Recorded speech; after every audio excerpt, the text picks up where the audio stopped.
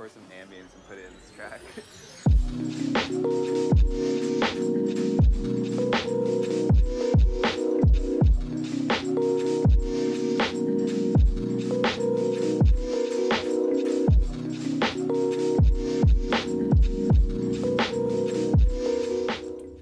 So we're not going to waste any time here. We're going to get right onto this pen with me. And I'll be setting up my collection spreads in the shop of Amandarachlee new Dotted Notebooks. I love this journal already. I migrated my Centerverse press before I did my collections.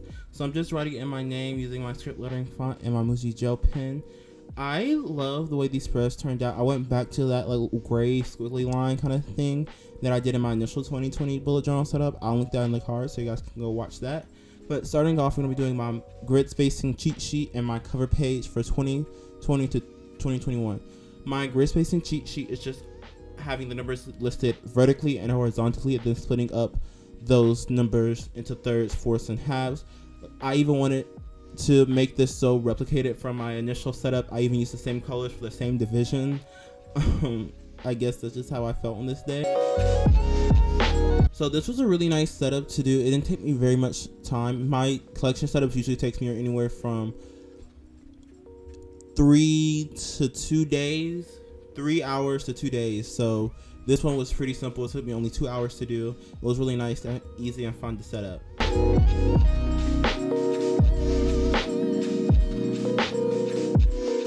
So the only supplies I'm using in this setup are my Muji gel pen, my zebra outliner brush pens in gray, and then the other two I'm using for the spread, my Tomofo Nosuke in black and gray as well, and my Sakura Pink Micron in the plastic nib, and a Uniball Signo white gel pen DX.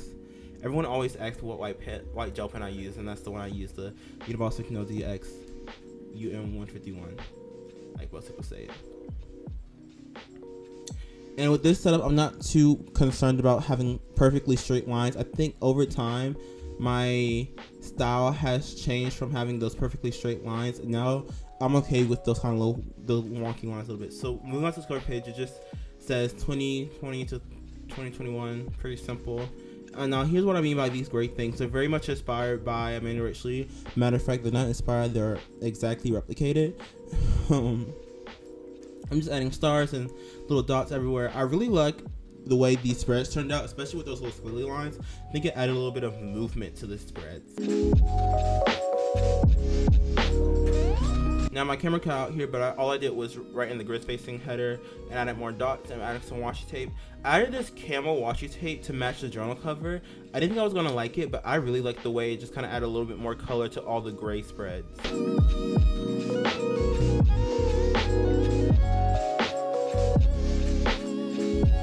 So moving on to my future log. Each future log has 3 boxes, and it's gonna be for October through March of next year.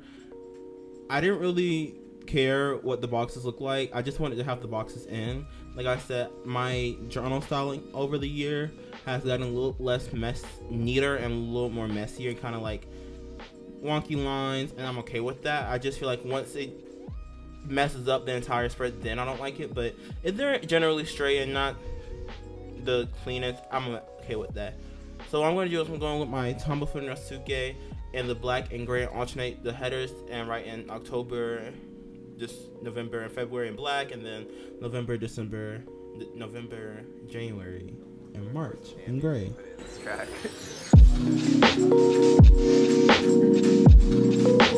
I'm going to use the same from Nosuke I used for the header to do a little black bar on the top of each calendar. And this is pretty simple. I think it just adds a nice little oomph to this spread. You know, just white on black is a lot of fun to play around with. So if you guys have a white gel pen and a black marker, I highly recommend it, especially when you have good working supplies for these.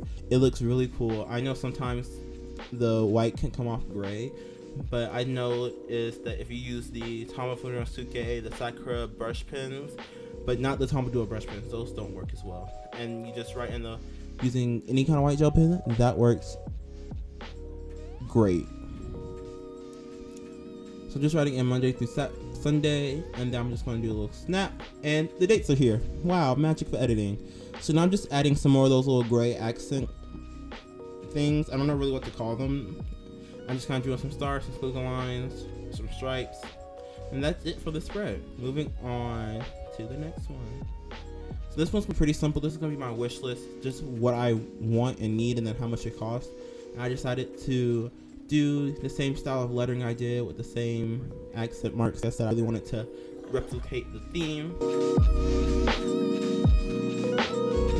So I was debating for a while if I wanted to draw the lines black or gray, and I just went for gray, and I think it turned out really nice, and I kept that motif through the entire journal setup. And so I'm just gonna go in with the black bar at the top to write in need and want instead of writing it inside the box.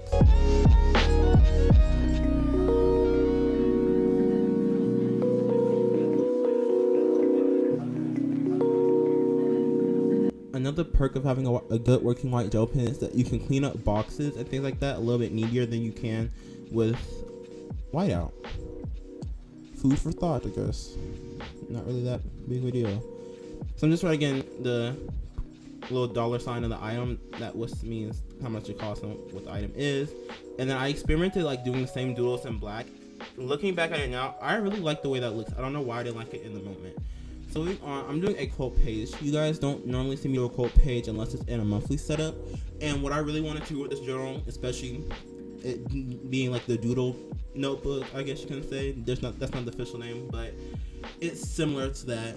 And I just wanted to be free and do a lot more creative spreads. Not every bullet journal spread has to have function, which I think that's why I've fallen out of bullet journaling a little bit, because I've been making every spread functional and not having those creative spreads that I can just look at. And they're not nice to look at spreads, you know, they're not always functional. So it took me a while to let go of me trying to find a functional spread for this page, but I said, why not just do something fun and have a quote? And I just wrote, suddenly you just know it's time to start something new and trust the magic of new beginnings. I'm just doing the same thing with those little gray strokes. Record some ambience and put it in this track.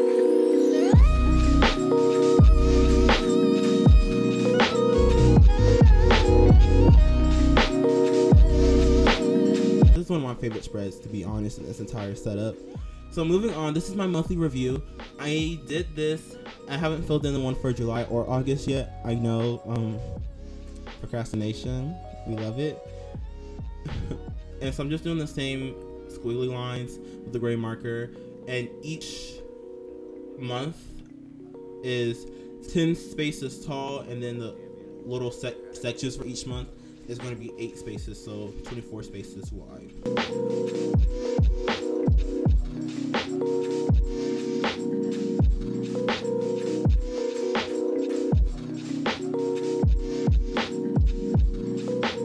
I enjoyed using this theme so much. I did not want to stop using it. It really kind of hurt my feelings that I had to stop using it, because it was just so fun to set up and have all of this really cool simplicity. I think I may be doing this for a monthly theme, so watch out for that, because I kind of have my October theme planned already, and my November theme has to be brown, so I have a long running tradition of doing brown themes for November. That's why it has to be brown. But after I wrote in the date, the months, I just added some washi tape in, and yeah, this is really what the monthly review is. I did not write in the sections because I didn't know what sections I wanted to do. I'm not sure if I wanted to keep the same or make them different, so that's what I'm going to do, but I'll make sure to do it before the end of September.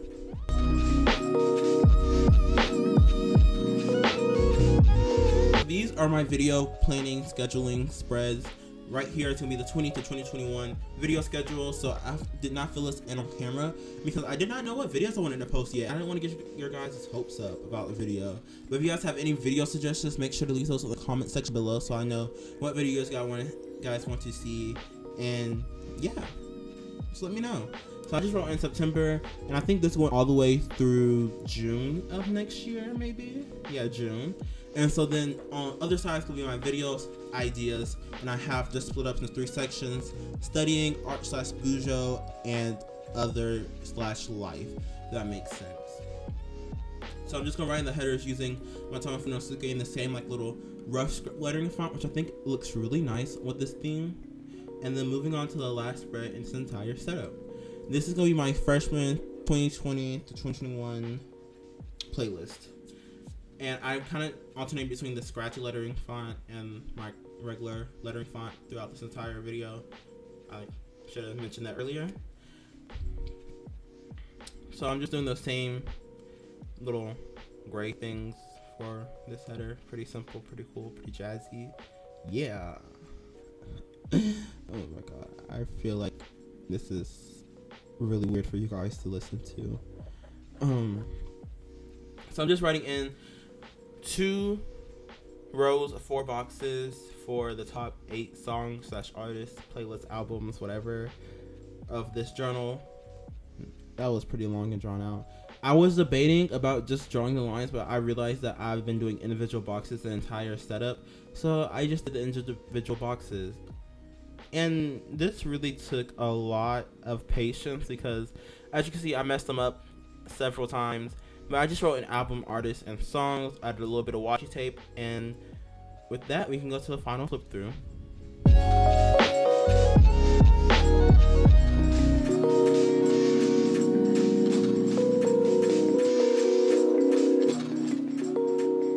So here's the final flip through. Like I said, I love these spreads. I did not want to stop using this theme so much. And if you guys don't have the time to set up spreads, make sure you guys go check out my shop for some digital downloads. And see you guys in the next one. Bye, my stationery fam.